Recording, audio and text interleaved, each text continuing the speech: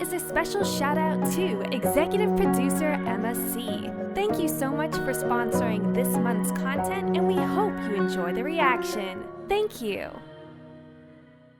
Hey yo, welcome back to another EP sponsor reaction. This one right here is for Hannibal, season 1, episode number 5. Do not, you know what, forget to like and subscribe. We do it every day. Let's go. Special shout out to executive producer Emma for sponsoring this reaction. And Emma coming through to comment on the last episode to say thanks for the reaction. Sorry, I should have warned you guys about the plot of this episode. That was the one with the psycho lady stealing the kids and making the kids go. Oh, yeah. So this episode didn't actually air at the time because of the Sandy Hook school shooting, and the creator Brian Fuller decided to pull the episode due to its sensitive subject matter. Smart. Yeah. I'm really glad you both are still enjoying the show. There's a lot more interesting and thought-provoking storylines. The writers are phenomenal, and it's one of those shows that you need to pay attention to everything. Still hopeful it makes its way into the rotation. Thanks for a great reaction and discussion. Also, Hannibal had actually said a plate out for Will at the end of the episode, not Alana. He wanted Abigail to view Will and him as her parents. Alright, let's get to the next episode right now.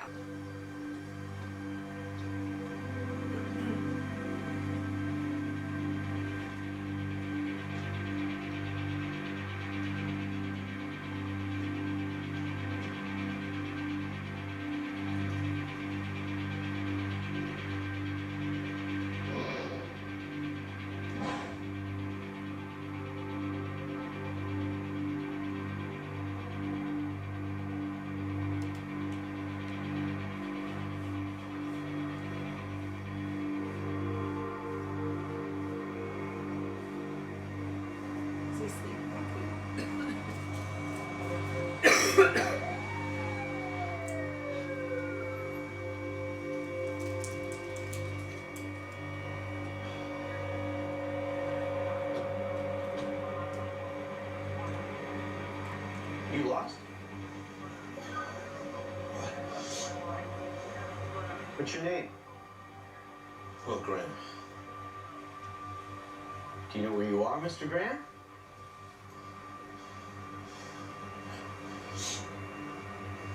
Where do you live? Wolf Trap, Virginia. We're in Wolf Trap, so that's good. You're close to home. Is that yours? Hi, Winston. Can I sit down? My feet are sore. Why don't we take you home? Was he doing sleepwalking? Are you on any drugs, medication, prescription, or otherwise? No. You been drinking? No. Yes. Not excessively. I had 2 fingers of whiskey before I went to bed. Do you have a history of sleepwalking, Mr. Graham? Not even sure if I'm awake now.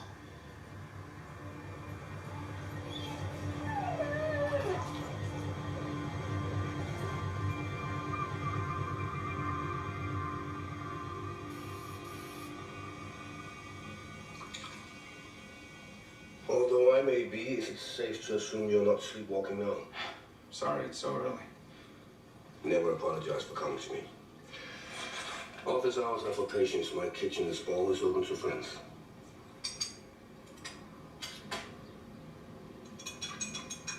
Onset of sleepwalking in adulthood is less common than in children.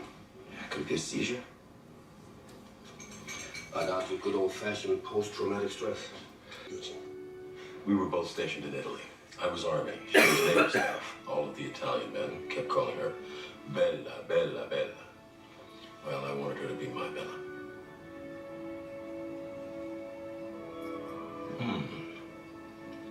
Cold foie gras with warm figs. Yes. Very nice. Would I be a horrible guest if I skipped this course? Too rich. Too cruel. Phyllis. Jack. First and worst sign of sociopathic behavior. Cruelty to animals. That doesn't apply in the kitchen. I have no taste for animal cruelty, which is why I employ an ethical butcher. An ethical butcher. Be kind to animals and then eat them. I'm afraid I insist on it. Is she a vegetarian? No need for unnecessary suffering.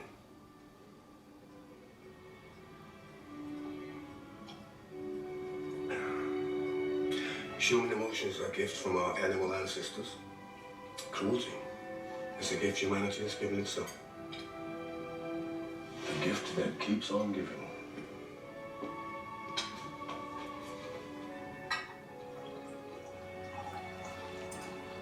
Your perfume is exquisite. Similar to the aroma on the air just after lightning strikes. Is it John? That is some nose you have there, Doctor. He really is quite charming, isn't he? I first noticed my keen sense of smell when I was a young man. I was aware one of my teachers had stomach cancer even before he was. That's a big. Well, that must have been some parlor trick. Yeah, that's something I can't really explain. For our next course, roasted pork shank, and I assure you, Bella, it was an especially supercilious pick. Supercilious. Sounds like this seems like she ain't gonna eat shit. It don't seem like. Death makes angels of us all and gives us wings where we had shoulders, smooth as ravens' claws. Robert Frost, Jim Morrison. Even a drunk with the flair for the dramatic can convince himself he's God. Or the Lizard King. God makes angels.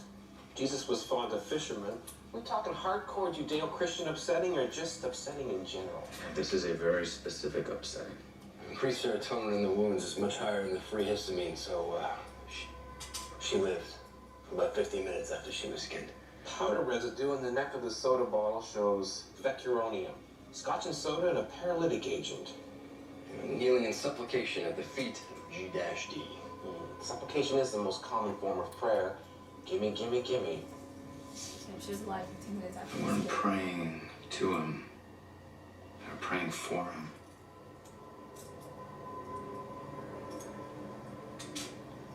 He's afraid.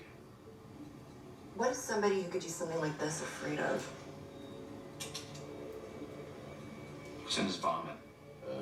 Dexamethasone, That's used for patients with tumors. Capra, He was epileptic. Radiation? Gamma-4. Steroids for the inflammation, anticonvulsants for the seizures, radiation for the chemotherapy. Our guy has a brain tumor. He's afraid of dying in his sleep. He's making angels to watch over him.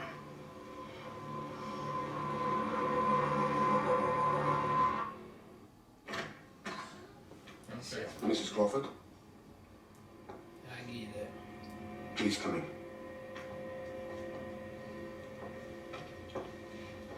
How often do you see him?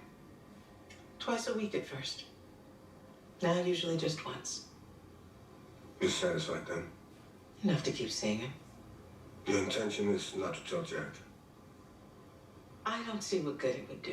Is he a relationship therapist or is he just all Jack around sees the talk to you world doctor? at its worst. Therapist. Don't need him seeing me at In my... general. He already has too much to worry about. He has room for one more worry. I feel like you're protecting him. I am. I've had dinner at your home.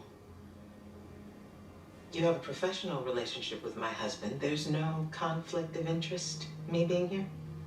It's unorthodox, but not unheard of.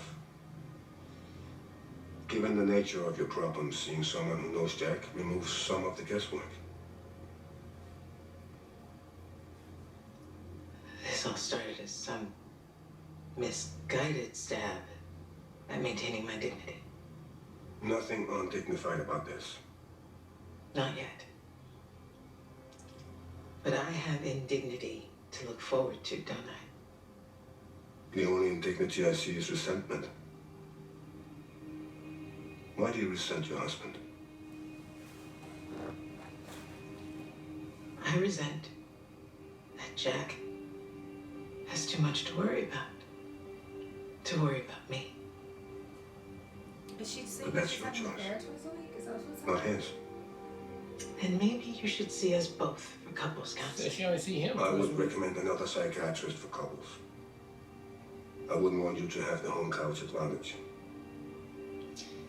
It's hard enough dealing with how I feel about all of this. Don't need to deal with how Jack feels about it.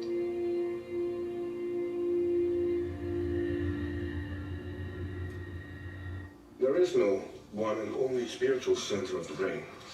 Any idea of God comes from many different areas of the mind, working together in unison. Maybe I was wrong. How do you profile someone who has an anomaly in their head changing the way they think? A tumor can definitely affect brain function, even cause vivid hallucinations. However, what appears to be driving your angel maker to create heaven on earth is a simple issue of mortality. Can't beat God but come in? You said he was afraid. He feels abandoned. You ever feel abandoned? Abandonment requires expectation. What were your expectations of Jack Crawford and the FBI? Jack hasn't abandoned me. Not in any discernible way, perhaps in the way God's abandoned.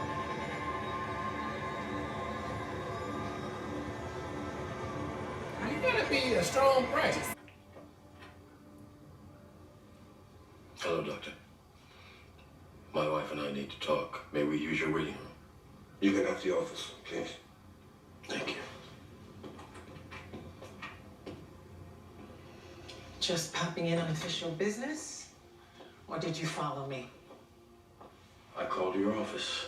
They said you were at an appointment. I figured you'd be here. You know, I knew you'd find out. Yeah, When did you find FBI out? people look it up. 12 weeks ago. 12 weeks ago. Lung cancer.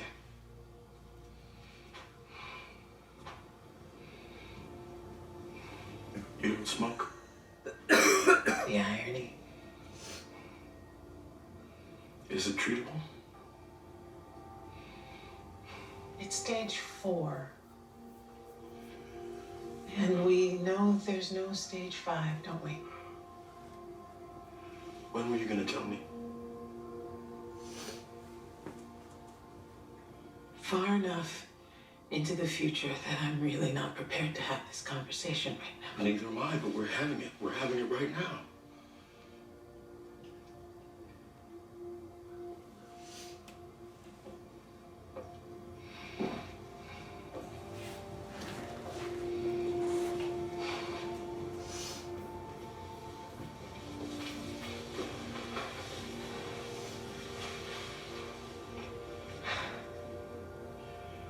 Were you just going to wait until you were in the middle of chemotherapy? When you couldn't hide it anymore? I don't think I want to do chemotherapy. Well, do I have any say in this? No. No, you don't. Do you want to be alone? I don't want you to answer that. Just think about your answer. I want you to know that I don't want you to be alone. Not now and not ever. We'll beat this together. No, it's your fight, baby, but I'm in your corner. I'm not going anywhere. I appreciate that, Jack. I do. But I'm not comforted by it. I know that's what you need, and you need to comfort me. But I can't give you what you need. Don't worry about what I need.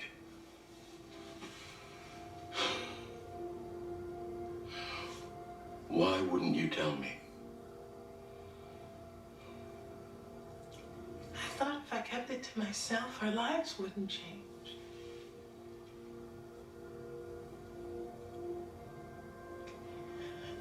I didn't count on changing as much as I did.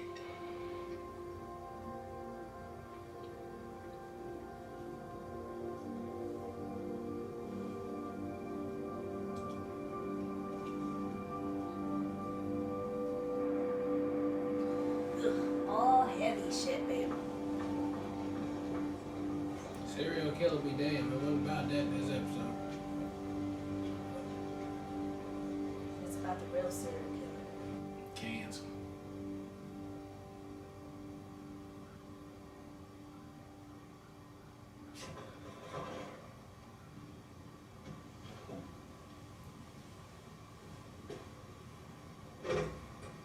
What do you want, Will?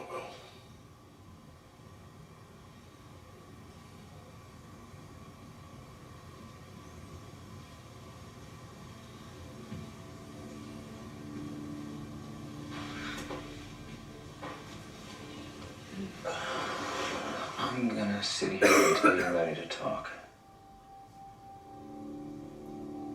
You don't have to say a word until you're ready, but I'm not going anywhere until you do.